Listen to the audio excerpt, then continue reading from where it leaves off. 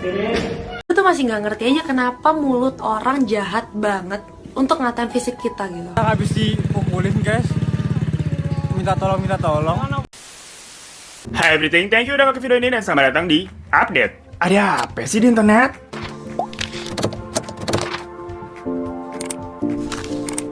Hai gengs, gak usah lama-lama, langsung aja kita masuk ke berita update yang pertama nih. Dari kemarin nih banyak tersebar sebuah video yang menampilkan kayak ada insiden yang nyatanya di awal nih mau surprisein temennya. Tapi berujung surprise yang memang tidak disangka-sangka. Dimana biasa kan tuh, kalau misalkan ada temen yang lagi ulang tahun nih, terus kita datang nih ucuk-ucuk rame-rame ke rumahnya, bawa kue, terus bawa balon juga. Dan biasanya balonnya itu kan balon helium tuh yang bisa terbang. Dan tahu-tahu itu balonnya meledak karena terbakar dari lilin api kue ulang tahun, terus kebakar gitu kayak bom. Nih kalian lihat sendiri aja di videonya.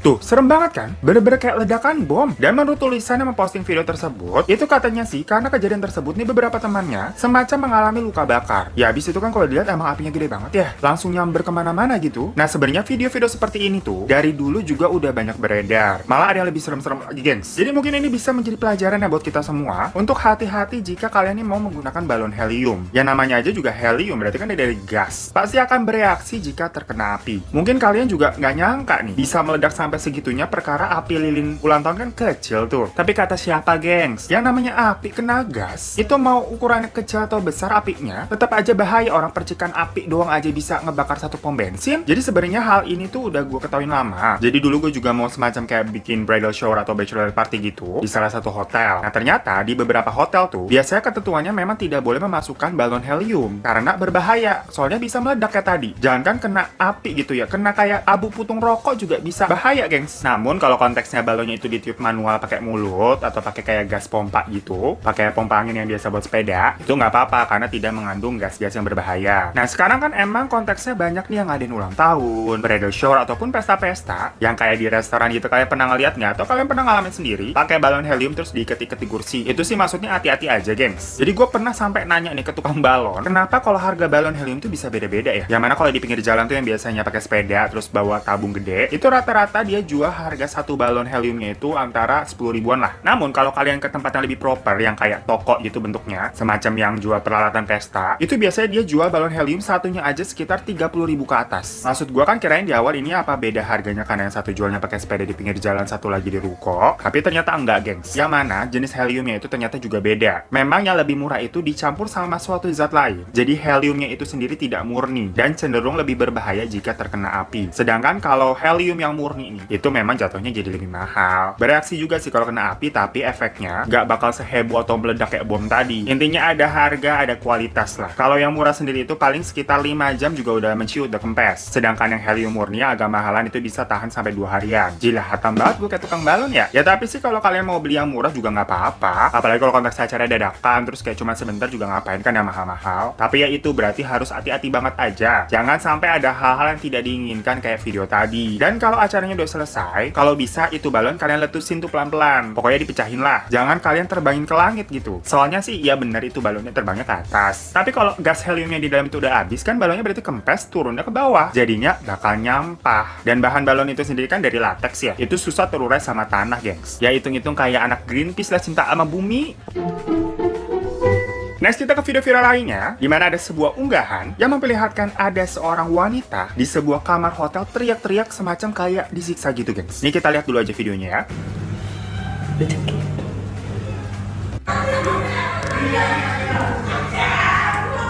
Ya Allah, ya Allah, ya Allah.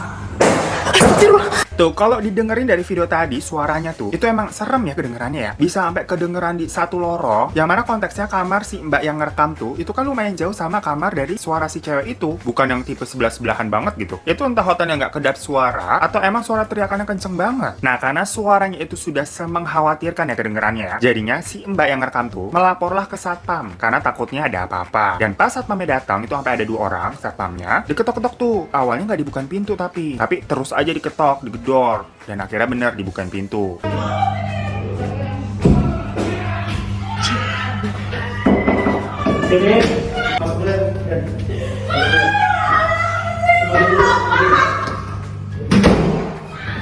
Kita beruntung gak kena motor.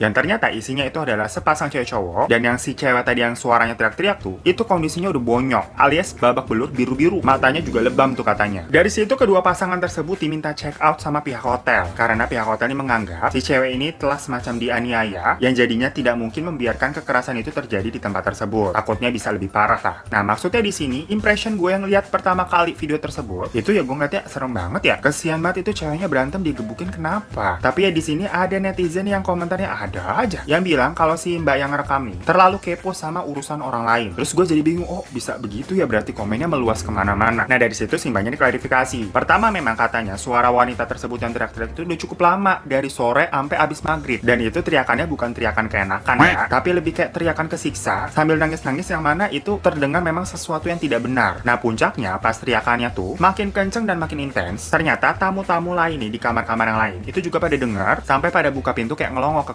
kamar tersebut. Tapi ya di situ nggak ada yang berani untuk kayak cari tahu dan ngetok kamar dari suara itu berasal. Makanya si mbaknya ini ngelapor aja deh ke security hotel untuk minta tolong. Dan ternyata bener kan, si cewek yang teriak-teriak itu jatuhnya butuh untuk ditolong. Kalau kagak ya bakal amsyong kali keadaannya. Nah pas di kamar itu setelah teman aku sholat, aku sama teman aku yang cewek lagi nonton, yang cowok lagi sholat. Nah dia dengar suara kayak cewek berantem gitu sama cowoknya. Ya udah kita diemin dulu awalnya sampai 10 menit, sampai ada suara kayak dicekik gitu. Nah setelah si cewek histeris, barulah kita keluar kamar. Pas kita keluar kamar, itu tetangga sebelah kanan kiri ternyata udah ada yang denger juga, udah pada kepoin kayak kita. Cuman mereka gak ada yang lapor sama sekali ke resepsionis atau ke satpamnya. Karena itu aku inisiatif untuk telepon satpam untuk ngelaporin mereka. Dan ternyata kejadiannya itu udah dari sore hari, cuman kayak gak ada yang berani ngelaporin.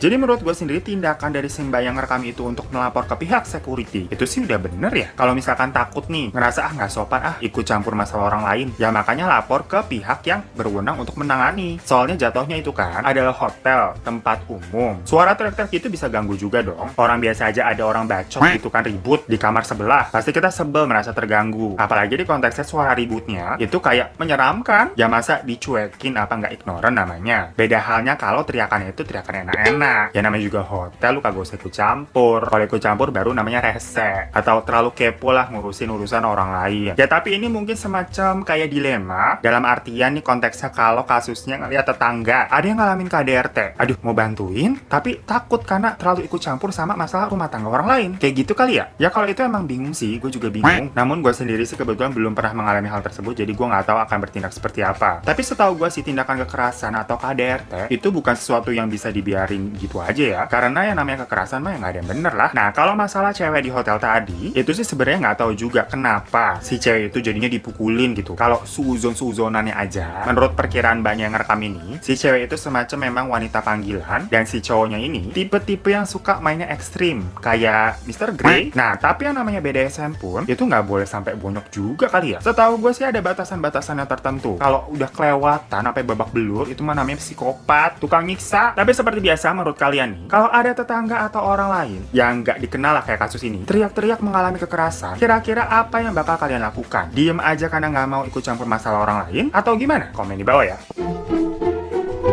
Next kita ke berita yang sempat jadi trending di Twitter kemarin. Sampai sekarang sih kayaknya masih deh, tapi nggak tahu, gue belum ngecek lagi. Tentang seorang selebgram bernama Revina yang memposting sebuah cuitan di Twitter mengenai dia semacam terdistract atau terganggu lah dengan orang yang nge-gym di deket dia. Karena menurutnya si orang ini yang ada di hadapannya tuh memperlihatkan bagian tubuhnya yang tidak enak dipandang menurut Mbak Revina. Ini sih semacam kayak lo nggak suka sama orang, entah itu gaya berpakaiannya atau emang ya nggak suka aja ngeliatnya karena nggak masuk dalam selera lo untuk dilihat. Terus kalian curhatin deh tuh di sosial media. Yang mana konteksnya ini pun orangnya itu nggak kenal ya, jadi kayak ngelihat orang stranger aja terus nggak suka. Karena si Mbak Revina ini kan ceritanya lagi nge-gym tuh, terus di depannya ini ada cewek yang pakai pakaian yang nggak cocok menurut dia sampai ganggu matanya, terus bilang pakai istilah polusi mata. Karena hal tersebut netizen ini ramai berkomentar, yang mana banyak yang beranggapan kenapa harus begitu. Padahal sosok Revina ini memang sih awalnya dikenal kayak ratu nyinyir, namun belakangan ini, dan memang menurut statementnya di salah satu podcast, dia bilang dia capek sih soal nyinyir karena awalnya itu cuma untuk entertain aja, nggak bener beneran, dan sekarang dia lebih kayak mau semacam mengedukasi para followersnya tentang hal-hal yang lebih berguna lah. By the way, waktu itu gue nontonnya kalau nggak salah di podcastnya Kevin Hendrawan, yang mana memang beberapa kali nih tulisan-tulisan yang ia posting itu seputaran perencanaan keuangan, masalah woman empowerment, self love sebagai wanita, dan hal-hal yang bisa dibilang inspiratif lah. Tapi cuitannya tentang polusi mata itu kayak bertolak banget dan kontras dengan tulisannya yang tadi kayak tentang self love, yang mana netizen menganggap kata-kata yang ia tulis itu semacam kayak merendahkan sesama perempuan lainnya, dan kayak katanya sebelumnya suruh self love, mau dada kecil kayak pantat tepos kayak tubuh gue bukan urusan lu, tapi kok malah dia ini sendiri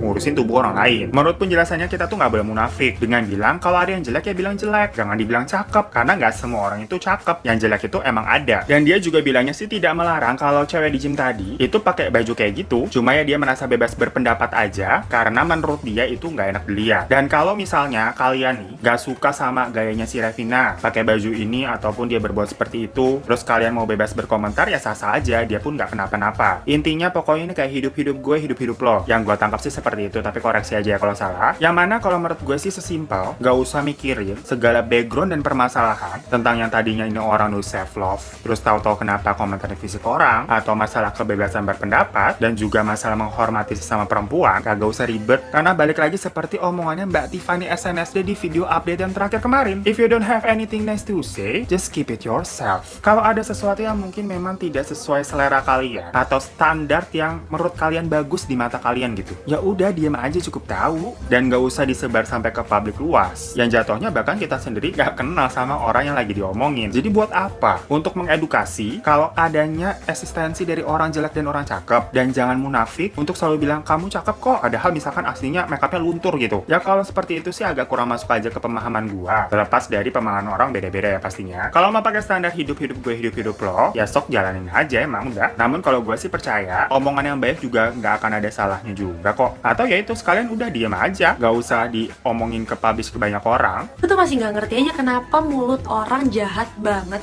untuk ngatain fisik kita gitu. Aneh kan? Yang paling sewajarnya aja nih, hal-hal seperti ini biasanya kan diomonginnya ke temen deket ataupun ya ke orang yang terdekat aja lah. Oke, kita nggak usah ngomongin sosok munafik ya, misalkan di mall nih, ada yang bajunya kagak enak dilihat atau nggak sesuai dengan mata. Ya gue pribadi juga pasti pernah tuh, dari mata turun ke hati naik ke mulut buat julid. Tapi ya ujung-ujungnya paling bilangnya ke temen deket yang di sebelah atau misalkan ke pacar yang di rumah, lihat deh itu bajunya. Udah gitu aja sih, dan itu menurut gue konteksnya sebenarnya udah rumpi banget ya. Pasti teman gue yang denger gitu dari mulut gue juga nganggapnya ini Divan apa sih ribet banget hidupnya. Terus kalau levelnya omongannya itu dipublish ke sosial media, guys, tadi tuh gue ketemu sama orang bajunya duile. Nah itu apa nggak terlalu kehebohan? Nyebarnya bisa ke satu dunia? Ya soalnya jadi serem aja sih. Kalau kita nih harus hidup untuk selalu bisa memuaskan mata orang, biar nggak dikomplain ataupun nggak dijelek-jelekin di sosial media. Duh, gue pakai baju apa ya hari ini ya? Nanti gue dikomplain masuk ke cuitan orang. Lah gila gue yang ada lama-lama kalau begitu. Next ini ada sebuah video yang, aduh maaf ya, gue tidak bisa menampilkan full videonya karena gue nggak tega. Gue agak nangis nih pas lihat videonya, dimana ada seorang nenek yang terjatuh di jalanan di aspal dan meminta tolong pakai bahasa daerah gitu. Nah gue pas ngeliat tuh bener-bener semerinding itu, kayak semacam nggak tega dan kayak takut gitu liatnya. Bayanginnya nggak gitu kalau misalkan nenek kalian atau siapa gitu kayak gitu juga merintih minta tolong gitu, ih nggak kuat gengs. Tapi yang jadi heboh di sini adalah orang-orang yang memvideokan nenek tersebut itu kenapa kayak aduh cengengesan, ketawa-ketawa, dan ngapain di video dulu, harusnya kan action dulu gitu, nolongin maksudnya. Kalian lihat dulu nih. Guys, jadi kita ada menemukan orang seseorang. Kita menemukan seorang yang tidak dikenal jatuh. Mbah? Mbah? Wonten apa, Mbah? Nggih, wonten apa? Nggih, wonten apa? Tolong. Video. Jadi ini ada orang habis dipukulin guys. Minta tolong. Nah, jadi seperti video yang tadi kita lihat, para pemuda ini tuh kayak malah ngevlog dulu. Emang nyuruh buat videoin ke temennya. Guys, ada nenek-nenek jatuh nih. Dan udah jelas-jelas neneknya tuh minta tolong ya. Posisinya tiduran di aspal. Masih aja juga direkam-rekam dulu. Terus ditanya, kenapa nek? Ya lu pikir aja kenapa. Digotong dulu lah itu, baru di jalan ditanya kenapa nek. Ya kalau nggak kenapa-napa, itu nggak mungkin sampai jatuh begitu, tiduran di aspal. Maksudnya hal yang kayak gini ya ntar dulu lah ngerekam-rekam. Itu misalkan kalau orang kecelakaan, hitungannya waktu, gak langsung diselamatin, malah direkam-rekam dulu. Hai guys, ada yang kecelakaan nih. Ya keburu modar lah. Dari situ nih netizen mengira kalau si nenek jatuh itu adalah perbuatan orang-orang yang tadi ngerekam video tersebut, karena si nenek itu juga lebam-lebam badannya. Sampai hal itu mau dilaporin sama polisi. Namun besoknya sih langsung ada klarifikasi dari pihak cucunya si nenek yang bilang kalau neneknya itu udah pikun dan lagi keluar rumah terus lupa jalan pulang. Jatuh di jalan. Terus luka-luka lebam yang ada di tubuh nenek itu tuh akibat si nenek ini sempat jatuh dari kamar mandi sebelumnya. Maksudnya bukan karena dipukulin sama orang. Ini nenek saya sudah di rumah. Memang tadi malam sempat hilang karena beliau sudah pikun. Lupa. Ya walaupun netizen ini banyak yang suuzon ya, yang mikir kalau luka lebam-lebam itu tetap hasil dari pukulan orang bukan jatuh, tapi penjelasan dari si cucu nih yang menyatakan enggak kok nggak dipukulin, ya sih gue percaya, karena yang namanya juga udah sepuh ya. Jatuh di kamar mandi terus biru-biru, itu emang begitu biasanya, kayak digebukin orang emang kelihatannya. Ya semoga cepat sembuh aja ya buat nenek. Tapi yang gue geleng-geleng tuh ya tadi sebenarnya lebih ke masalah kenapa harus divideoin dulu. Kayak lu tahu-tahu nemuin UFO apa alien gitu. Itu nenek jatuh di aspal, buset dah. Gak langsung digotong malah ketawa-ketawa. Gue beneran gak ngerti kenapa. Dan balik lagi ya ke orang yang tadi ngerekam, itu juga sudah memberi klarifikasinya, yang mana dia tidak melakukan tindakan kekerasan sama sekali terhadap si nenek, dan dia pokoknya cuma nemuin si nenek itu udah terjatuh di aspal keadaannya. Dan dia juga baru tahu kalau si nenek itu ternyata rumahnya gak jauh dari rumahnya dia. Itu saya menemukan seseorang nenek-nenek yang ternyata sendiri, itu tetangga saya, tergeletak di depan kuburan, namanya kuburan basal. Setelah itu saya mencari pertolongan di dekat telaga. Intinya mungkin sebenarnya ujung-ujungnya sih dia nolong, tapi di awalnya aja yang koclak, pakai ngevlog dulu ya ilah. Kalian juga nih, kalau ada sesuatu yang urgent, jangan hal pertama yang kalian pikirin tuh ngerekam ya. Misalnya nih ada gempa di dalam rumah, lu lari dulu selamatin diri lu, baru abis itu kalau duluan ngerekam-rekam terserah deh. Kalau lu ngerekam dulu yang ada lu ambruk ketimpa genteng. So itu tadi beberapa berita update kali ini, yang seperti biasa gue mohon maaf banget kalau ada salah-salah kata ataupun ada kata-kata yang tidak berkenan. Kalian bebas komen aja di bawah dan bisa cari tahu lagi tentang kebenaran-kebenaran dari berita-berita tadi. Dan thank you semua yang udah nonton, sampai jumpa di update selanjutnya. Dadah.